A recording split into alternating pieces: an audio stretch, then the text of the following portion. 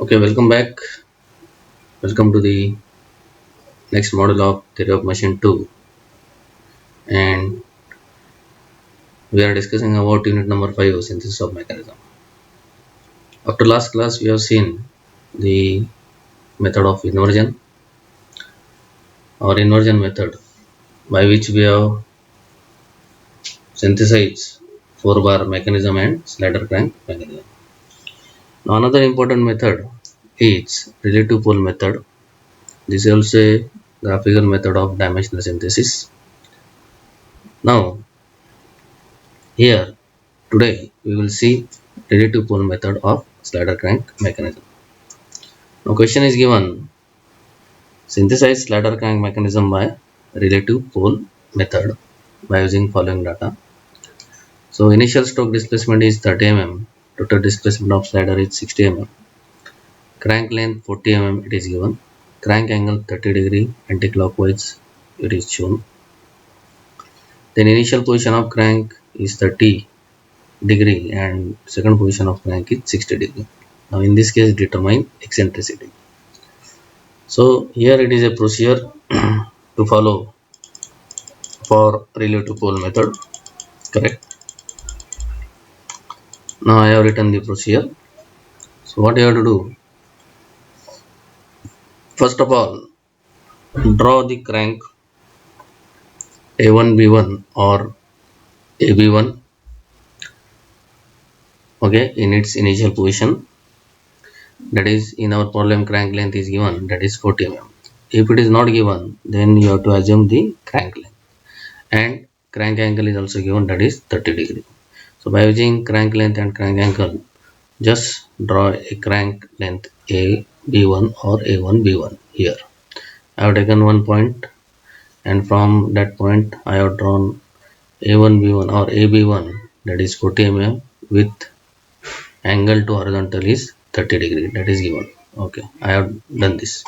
The next, now find the relative poles P12 and P13 as shown in figure. So how to find out the relative poles P12 and P13 are obtained by fixing the link A.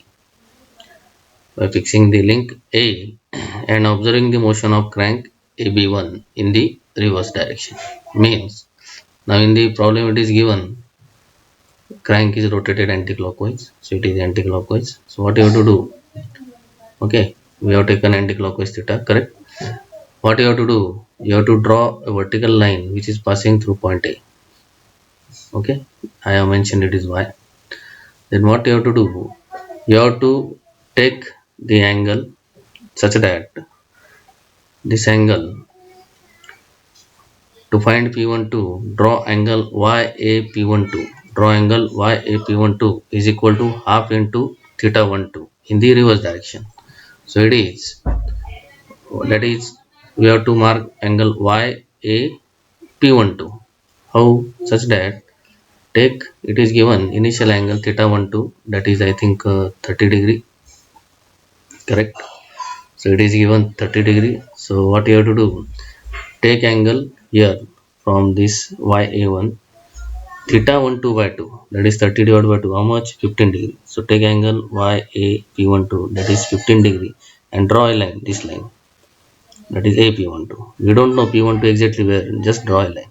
Okay, so we have drawn the line. Then from AY, draw IP12, that is half into S12, initial slider displacement. From AY you have to draw IP12. So how? From this line, what you have to do, take S12 divided by 2 distance, that is S12 is given 30 mm, so 30 mm divided by 2, 15 mm. So take 15 mm distance and mark a line parallel to this. So this line and this angular line, correct, this line and this parallel line meet somewhere at, we will get P12. Similarly, take here angle in the reverse direction, that is from YA1 you have to take angle in this direction, that is theta 13 divided by 2. In our case it is given 60 degree, so 60 divided by 2, it is 30 degree. So you have to take 30 degree angle and draw a line from A like this, dotted line. Then what you have to do, from Y A you have to take S13 divided by 2 distance, that is 30 mm, sorry 60 mm divided by 2, that is 30 mm. Then draw a parallel line IP13 parallel to this AY. So this parallel line and this here angular line meet at point P13. So mark that point as P13. Okay, understood. Next, here both lines intersecting the respective point, that is P12 and P13. Now we got P12, P13. From P12 and P13, draw lines which connects at point B. That is, join P12 with B1 and P13 with B1. Okay, we have joined P12 with B1, P13 with B1. Then next, from P12 and P13, draw two lines P2, P12, Q12. So you have to draw P1 line from P12 point. Which line? P12, Q12. This line. How to draw such that angle, this angle, you have to measure this angle Y, sorry, angle A P1 to I, angle A P1 to I, this we have to measure. I think it is coming so 15 degree only, so you have to measure 15 degree. Then same angle you have to take from this line P1 to B1 and mark this angle, and from that we want to draw a line. This line, just give the name P1 to Q1. Similarly, for at point P13 also, measure this angle AP13I, this one, AP13I, this double. This also coming, I think, 30 degree. So take angle 30 degree, which angle B1, P13, Q12. That is this 30, that's why it is also 30. So take 30 degree angle and draw a line from P13. So from P13 you have to draw a line. This line represent P13, Q13. So here both the lines P1 to Q12, here P1 to Q12 and P13 Q13 meet at some point. That point is C1. Okay, point of intersection C1. So mark this point as C1. Then join B1 C1. So length A B1 represent crank, that is already we know 40 mm, and B1 C1 represent connecting rod, and it's coming, for my case it is coming 34 mm.